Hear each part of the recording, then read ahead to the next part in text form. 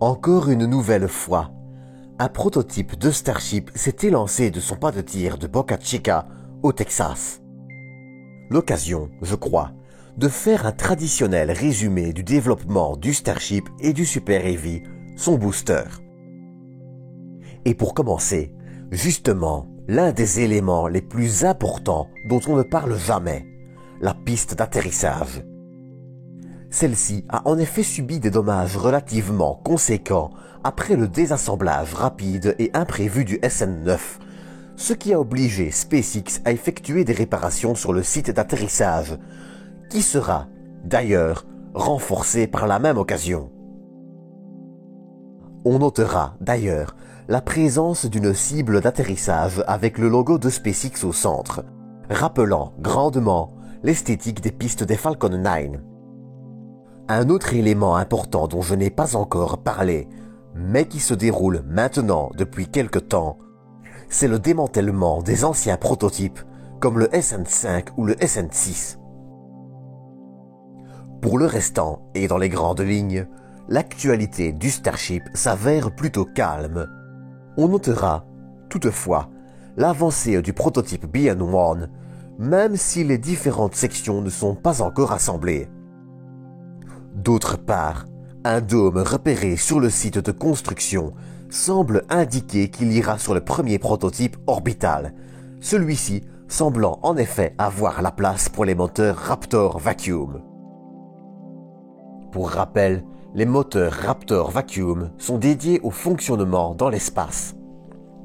Leur tuyère plus large est en effet conçue uniquement à cet effet, et la présence d'éléments indiquant leur installation montre que le prototype orbital n'est, peut-être, pas trop loin.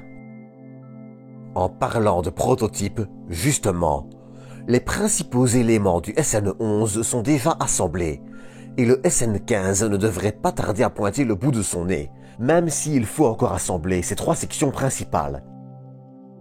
En plus de tout ça, on notera l'avancée des 4 autres prototypes, les SN16, 17, 18 et 19. D'ailleurs, en parlant du SN15 et selon Elon Musk, celui-ci apportera des améliorations majeures au Starship. Ce qui m'amène finalement au SN10. Celui-ci effectuera 2 mises à feu statiques les 24 et 25 février, mais un moteur Raptor apparemment défectueux devra être remplacé. On notera, comme je le disais dans l'épisode sur le SN9, la présence de plusieurs groupes de tuiles de protection thermique, plus que d'habitude. Elles sont probablement là pour tester différents moyens de fixation et leur résistance aux vibrations du vol, froid lié au remplissage des réservoirs, etc.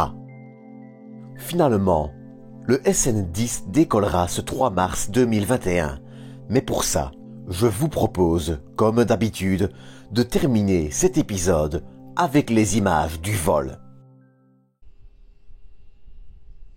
US 10, 9, 8, 7, 6, 5, 4, 3,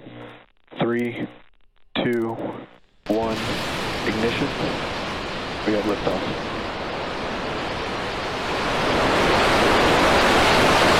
All teams, triage alerts, please.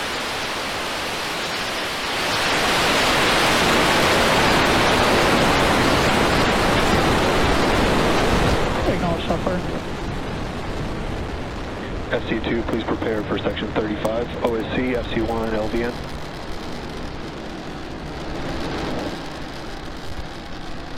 T plus 30 seconds, Starship 10 has liftoff. It's headed to 10 kilometers on its test flight from Boca Chica in Cameron County, Texas.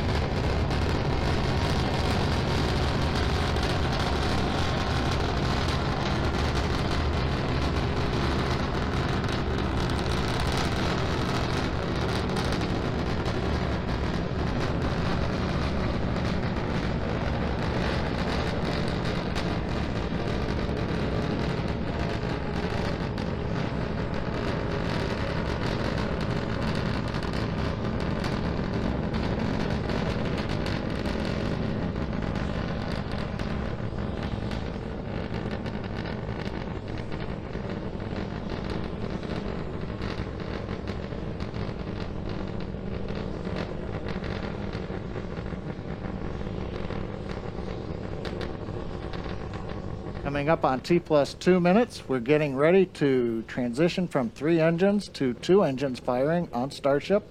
We'll be shutting 1 engine off. That's intentional.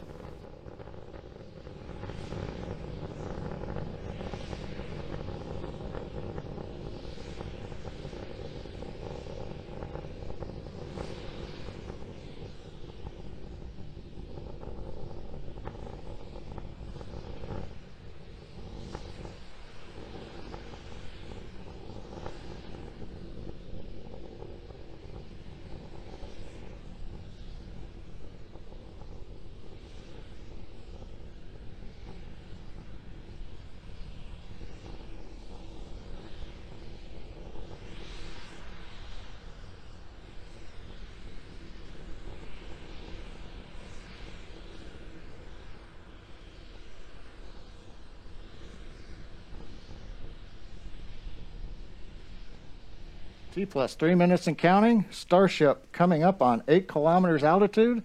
We're getting ready to shut down the 2nd engine. This is intentional. I'm clear. Oh, very nice, very nice. Okay, now to switch over to the header tank for the 1 engine.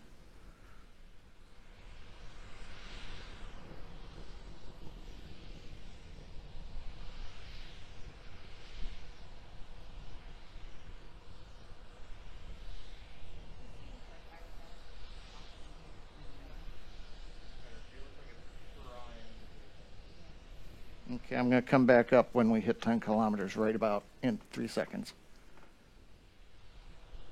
Coming up on T plus 4 minutes, we're at 10 kilometers. We've gone into the hover. We're still being powered by the single Raptor engine.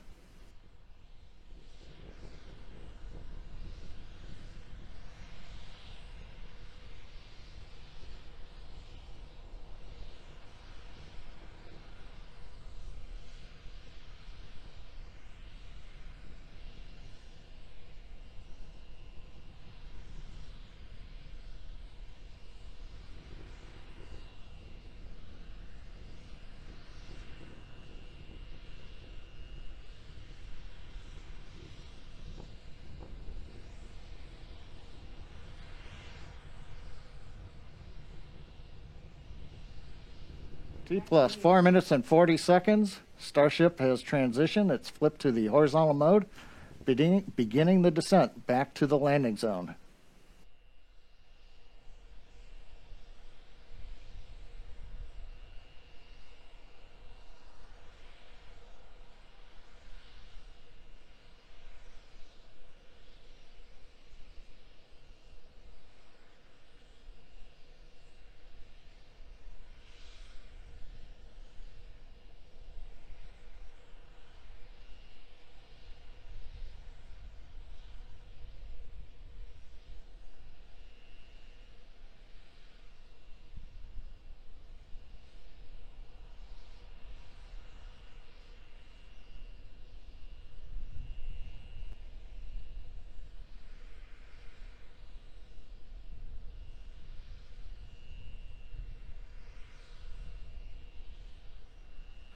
Coming up on 5 minutes, 45 seconds.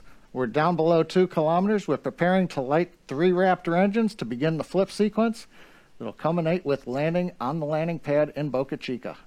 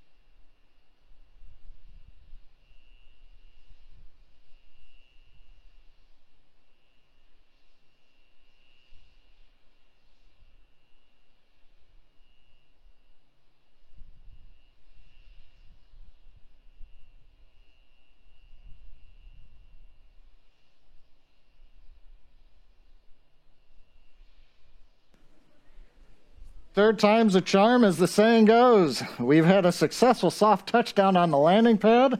That's capping a beautiful test flight of Starship 10. As a reminder, the key point of today's test flight was to gather the data on controlling the vehicle while re-entering, and we were successful in doing so. We had a nominal ascent. We had the maneuver to place Starship horizontal when we reached 10 kilometers, right on time. And then during the subsonic entry, it appears we had good control of the vehicle using the front and aft flaps. And as we approached the landing pad, we successfully lit the 3 Raptor engines to perform that flip maneuver. And then we shut down 2 of them and landed on the single engine as planned, a beautiful soft landing of Starship on the landing pad at Boca Chica. Also, a congratulations to the Starship team in Texas. They've steadily increased the test launch cadence over the course of the program and have delivered some of the most exciting test flights many of us have seen in a long time. The Texas team has several more suborbital test vehicles in build, with number 11 ready to roll out to the pad in the very near future. It's an inspiring time for the future of human spaceflight. Thanks for joining us today, and we hope you'll join us for the next test flight of Starship 11.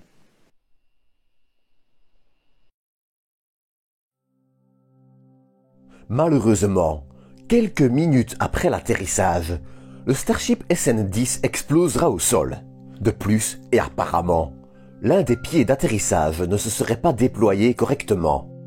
Une chose est certaine, pour le coup, on peut pleinement parler de désassemblage rapide et imprévu. Il faut toutefois retenir que l'atterrissage, qui a été assez sec, a endommagé le Starship et que même si SpaceX a grandement amélioré cette étape, le chemin est encore long avant un succès total. Mais ça, ce sera peut-être dans quelques semaines pour le SN11. C'est donc sur ces images que va se clôturer ce petit épisode spécial dont on en reparle. Comme d'habitude, j'espère que vous l'aurez apprécié. Si c'est le cas, n'hésitez pas à vous abonner, à le liker, commenter et partager. Quant à moi, je vous donne rendez-vous dans une nouvelle vidéo. D'ici là, prenez soin de vous, prenez soin des autres, et à bientôt pour une nouvelle dose d'espace.